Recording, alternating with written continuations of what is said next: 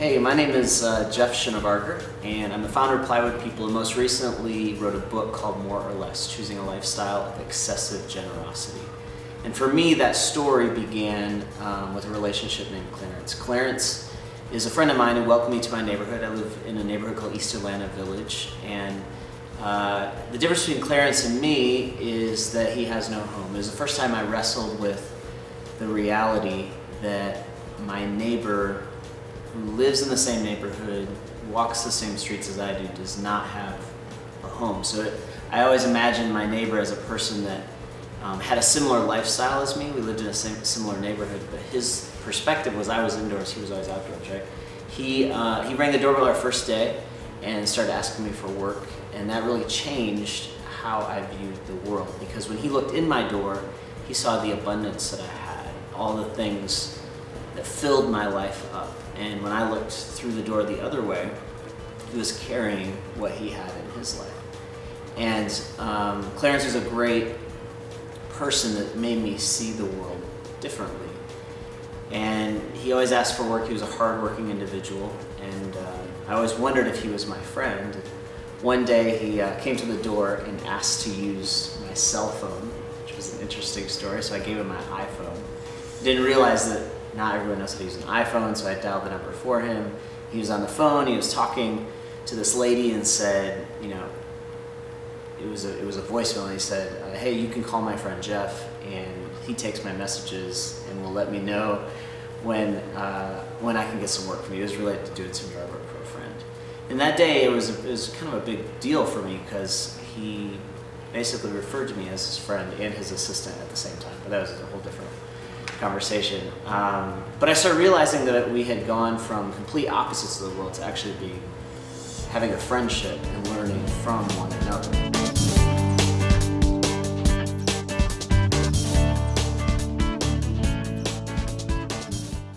Many of us live in abundance, we live in excess, and Clarence's situation, he honestly lived in suffering, and every day he was trying to meet an element of survival, to get to a baseline of what we would call enough. And this word enough is between excess and suffering, right? There's this category called enough. And I think oftentimes we try to have more than enough. We try to push that line to the very farthest that we can, where we're not excessive, culturally maybe. And yet people that are caught in suffering try to push that line to the very lowest level so that they can survive.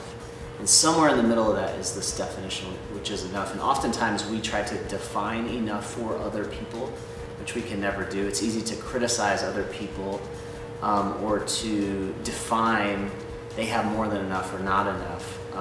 But really the only person that can decide that is you. You have to come to grips of what is enough for your life. And your background and your story play a major, major role in that. And for me, it plays a major role in that. My wife plays a major role in that. I'm married, have 2 kids. The way that I see the world is very different than the way my wife sees the world. One day we were at Target when we were engaged in choosing what we were going to purchase for our wedding. You know, like the registry with the guns, you go and you scan everything. And we kind of were confronted with this reality face to face, because the things that I wanted, the things I registered for, were completely different than the ones that she wanted. I looked at the world through buying something that would last for a long period of time. She looked at the world of buying the cheapest thing so that it didn't get us into debt or get us into more than what we needed. And so our enough had complete opposites, right? So we were sitting in Target with our guns, pointing them at one another, right? Saying, no, I'm right, no, you're right, and you start to see the world differently. Everyone has a different view of what is excess and a different view of suffering. And one thing I've realized is that when you hang out with people that have more than you have, you want more than what you have. When you hang out with people that have less than what you have, you try to minimize what you have. So the people and community you do life with play a major role in how you see the world.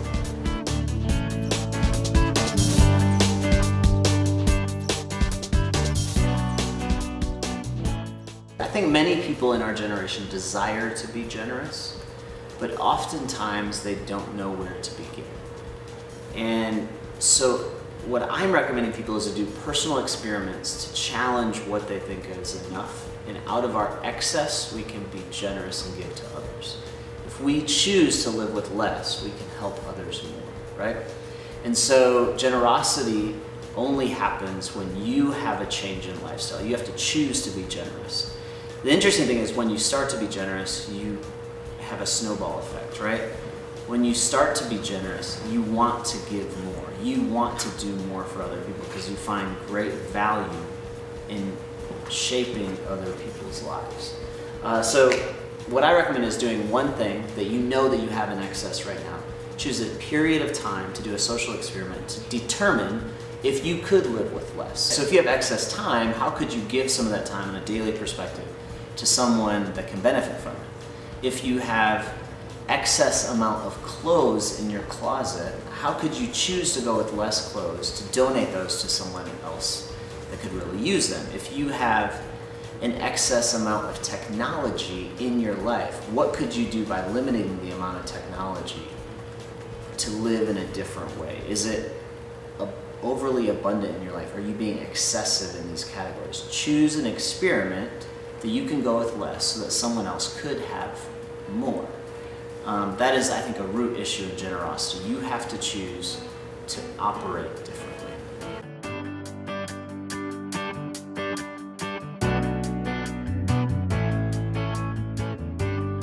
So one of the stories of my wife and I is we were challenged to do a social experiment ourselves. And it was after Christmas one year. We had spent too much on our credit card.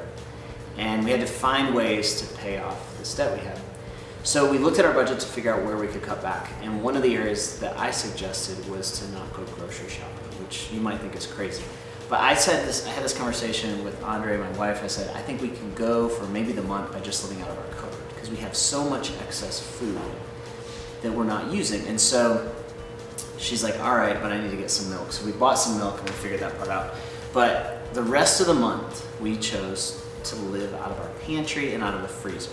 And you might think about this. You have a place right now that has all this food. We had ramen noodles multiple times. We had pancakes 3 times. In the freezer, we worked through all the meat we had. We ate through all the vegetables. We found like 5 frozen loaves of bread in there that we had to rise and do a thing with.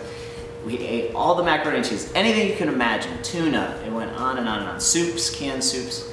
We ended up lasting 7 weeks. We went 147 meals without going grocery shopping.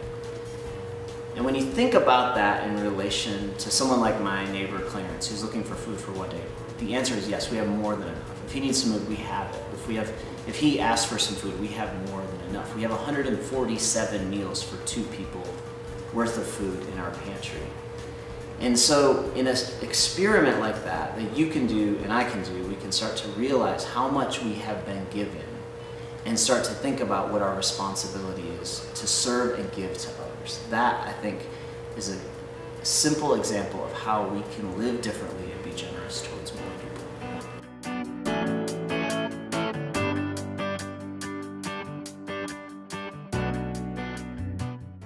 Oftentimes, generosity is first of all experienced by others. So for me in my lifestyle, I have experienced generosity from mentors of mine and from people that have given to me, and it causes me to want to be generous to others. And I think when you watch this video and you listen to this, you instantly think of a person in your life currently that is very generous, that is given above and beyond, out of their abundance, with no reason, no return, nothing that they desire from you. They've given because they believe in you. They want to do something generous towards you. And that's kind of been rooted in me of how I want to live going forward. And it's not about money. Generosity, I think people sometimes limit generosity to money, to percentages of our income. And that is not a lifestyle.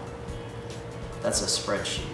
That is not generosity. Generosity is when you are choosing to live with everything that you have.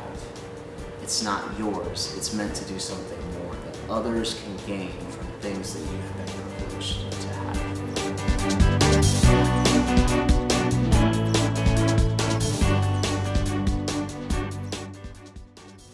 Yeah, I think from a younger generation perspective, I think that commonly me and my friends are more maybe creative in their generosity. I think it's easier for a younger demographic to buy something that also benefits someone else. I don't think that that always means generosity. I think that some of the brands that exist that do things like that have become cool, but that doesn't necessarily mean that their lifestyle is one of generosity. So I think it's part of the fabric of lifestyle for a younger demographic, but I don't think that everyone yet has that fabric in how they live day in and day out. I think all of us are challenged every day by marketing and by our culture to want more instead of hoping to live with less so that others' lives could be different.